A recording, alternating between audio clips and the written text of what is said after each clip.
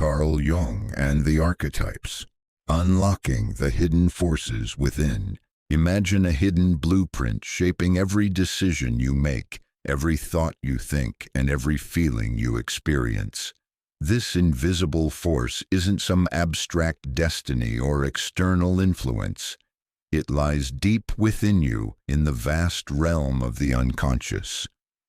What if I told you that by uncovering this hidden realm, you could gain unprecedented insight into your true self, transforming your life in ways you never thought possible?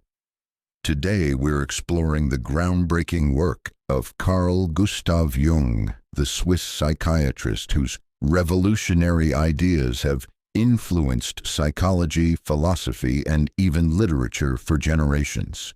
His concept of archetypes, universal patterns and symbols that reside in what he called the collective unconscious, offers us a profound way to understand ourselves and the world around us.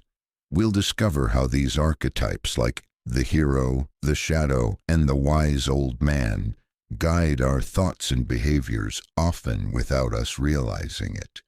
But perhaps most importantly, we'll uncover the transformative power of integrating the unconscious with the conscious mind, an insight that could change how you see your entire existence. Let's embark on this journey into the depths of the human psyche, a journey of self-discovery, empowerment, and profound awakening. Jung believed that much of human behavior is driven not by our conscious thoughts, but by unconscious forces, those we neither recognize nor understand. This was a radical departure from the views of his mentor, Sigmund Freud, who saw the unconscious primarily as a reservoir of repressed desires and childhood traumas. Jung expanded this notion by proposing the collective unconscious, a shared, universal layer of the unconscious mind that connects all humans through archetypal patterns. Think of archetypes as recurring motifs in stories, myths, and dreams that reflect universal human experiences. The hero embarking on a perilous quest, the mentor offering wisdom, the shadow embodying our darkest fears, and countless others. These archetypes aren't merely literary devices or cultural artifacts. They're deeply ingrained in the psyche, influencing our choices and shaping our perceptions. Take a moment to reflect on your own life. Have you ever felt an inexplicable pull toward certain roles or patterns? Perhaps you found yourself driven by a need to succeed against all odds, embodying the hero archetype. Or maybe you faced moments of inner conflict where parts of yourself seemed at odds with one another, a classic encounter with the shadow.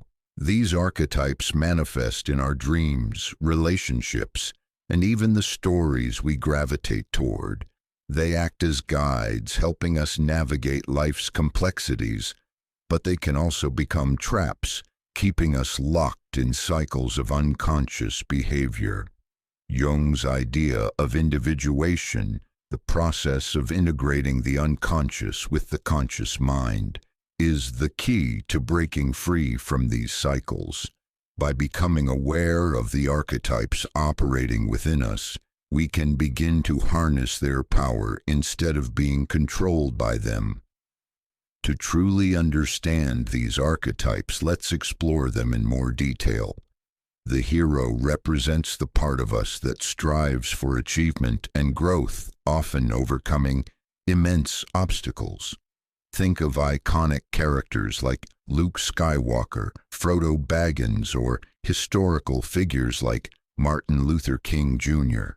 They inspire us because they reflect an inner truth about the universal journey of growth and transformation.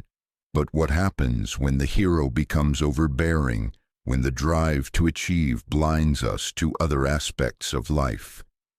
This is where the shadow comes into play. It represents the darker, hidden parts of ourselves, qualities we may fear, reject, or suppress. Facing the shadow is daunting but necessary in the process of individuation. What aspects of yourself do you find difficult to confront? Is there a recurring fear, insecurity, or desire that you've pushed aside? Jung taught that these rejected parts don't simply vanish, they linger in the unconscious, influencing our actions in subtle but powerful ways. Only by acknowledging and integrating these aspects can we move closer to wholeness. The archetypes extend beyond the hero and shadow.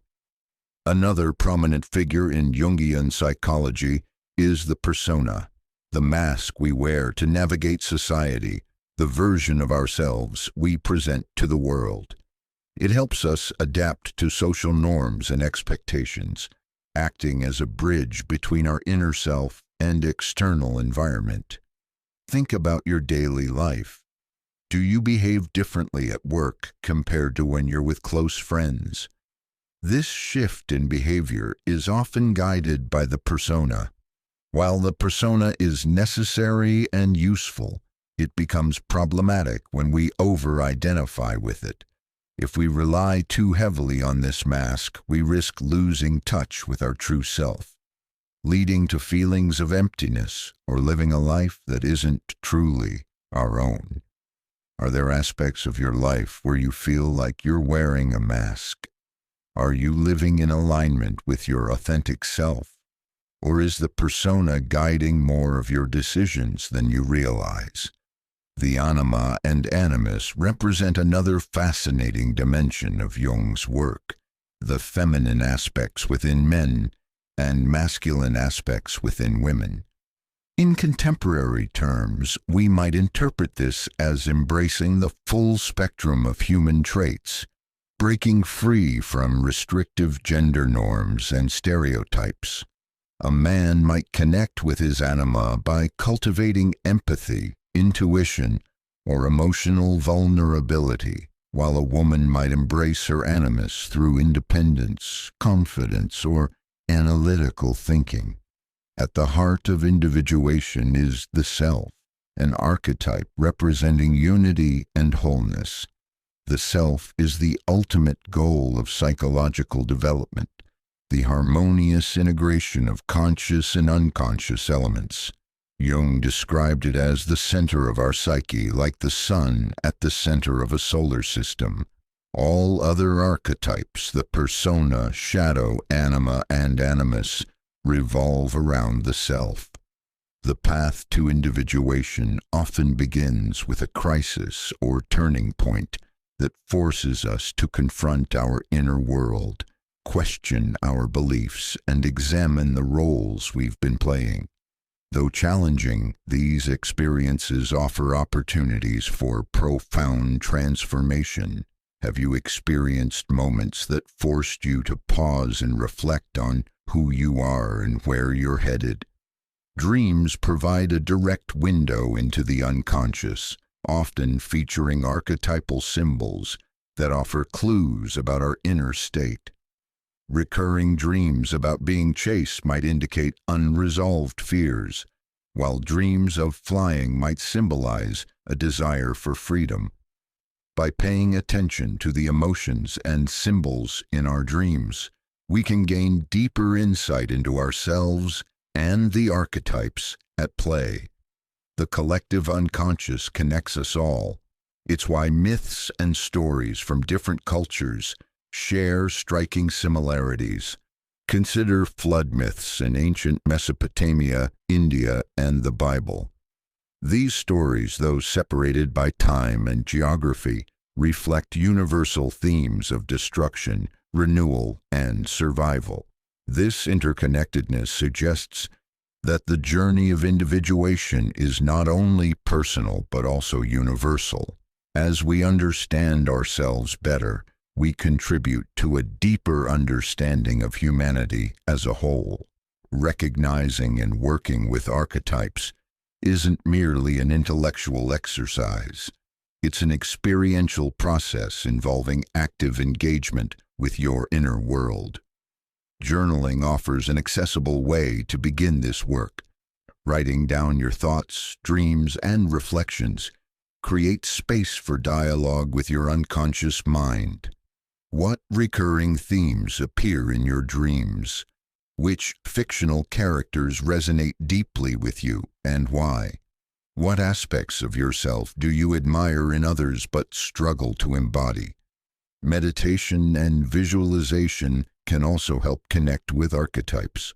By quieting the mind and turning inward, you create space for the unconscious to speak. Imagine stepping into a symbolic space and allowing archetypal figures to emerge. What do they look like? What guidance do they offer? Jung called this process active imagination, entering a meditative state and engaging with these inner figures through dialogue. The shadow often appears in our relationships through projection.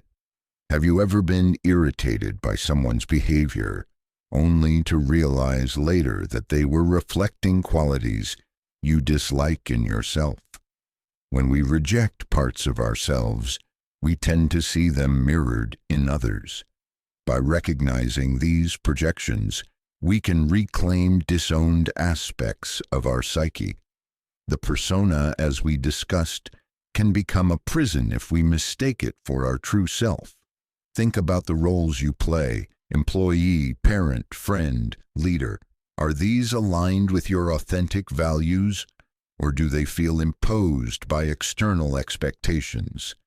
Individuation involves peeling back these layers to uncover the self, which might mean making changes in your life, letting go of relationships or roles that no longer serve you, or embracing new paths that feel truer to who you are. Jung was clear that individuation isn't about achieving perfection. It's about embracing every part of ourselves, including our flaws. Consider a tree. It's not just its leaves and blossoms. Its roots, even the gnarled and tangled ones, are essential to its growth. Similarly, your strengths and struggles, your light and shadow, are all part of what makes you whole. Many people mistakenly think that integrating the unconscious means eliminating flaws or fixing themselves. Jung believed the opposite. He saw individuation as a journey toward wholeness, not perfection. To be whole is to accept every part of ourselves: the light and the shadow, the strengths and vulnerabilities, the beauty and imperfection. Jung used the mandala, a circular symbolic pattern, to represent this integration. In many spiritual traditions, mandalas symbolize the cosmos, unity, and balance. Jung observed that his patients often created mandalas during pivotal moments of personal growth. These circular patterns symbolize the self, the harmonious integration of all aspects of the psyche. The first step toward individuation is awareness, becoming conscious of the unconscious forces shaping our thoughts, emotions, and behaviors. This involves observing ourselves with curiosity and compassion, without judgment or fear. Pay attention to recurring themes in your life. Are there situations where you feel stuck or conflicted? These patterns often point to unresolved aspects of the unconscious. Dreams offer one of the clearest windows into this realm. Keep a dream journal and note any dreams you remember, no matter how fragmented they seem. Over time, you may notice recurring symbols that reveal important truths about yourself. Jung taught that transformation begins with acceptance. To integrate the unconscious, we must confront and embrace our shadow, which can be daunting as it often contains qualities we dislike or fear. But as Jung famously said, the gold is in the shadow. By facing these hidden aspects, we uncover immense potential for growth. Another crucial aspect of individuation is balance. The archetypes within us often exist in pairs or opposites, the hero and the shadow, the anima and animus. These dualities reflect natural tension within the psyche. Jung believed true growth comes from embracing this tension rather than trying to resolve it prematurely. The hero inspires us to strive for greatness, while the shadow keeps us grounded. By holding space for both, we create a dynamic balance that allows growth without losing ourselves. Jung likened the unconscious to a vast ocean and the conscious mind to a small boat navigating its surface. The goal isn't to conquer the ocean, but to learn how to sail, to work with the unconscious rather than against it. Creative expression through art, music, writing, and other forms allows us to tap into the unconscious and bring its insights into awareness. These activities don't need to be perfect. Their value lies in the process of discovery. As we conclude this journey, remember that individuation isn't a destination but a way of being, cultivating openness, curiosity, and self-compassion. It's about embracing the paradoxes and contradictions within us, recognizing them not as obstacles but as opportunities for growth. The ultimate revelation of Jung's work is this: the unconscious isn't something to fear or avoid. It's a source of immense wisdom, creativity, and strength. By making the unconscious conscious, we not only transform ourselves, but also contribute to the collective evolution of humanity. What steps will you take to embrace your journey toward wholeness? Will you listen to the archetypes within you, honor their lessons, and integrate their wisdom into your life? The path to the self is challenging but profoundly rewarding. It invites us to live with greater authenticity, purpose, and connection to ourselves, others, and the world around us. Your unconscious has been waiting for you to take this first step. Will you answer its call?